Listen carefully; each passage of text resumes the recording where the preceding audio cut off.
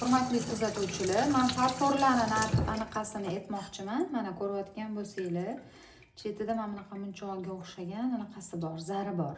Bu farfor qimmat farfor hisoblanadi, san'ati, ya'ni. Menda salatnitsalarida ham hozir ko'rsataman. Salatnitsalarida ham mana bunaqa anaqasi bor, munchoqchasi bor.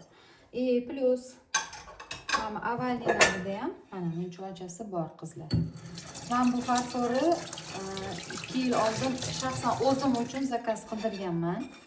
2 yildan beri ishlataman mana shu farfordan ham, lekin umuman mana hech nima qilmagan, hech narsa qilmaydi bu.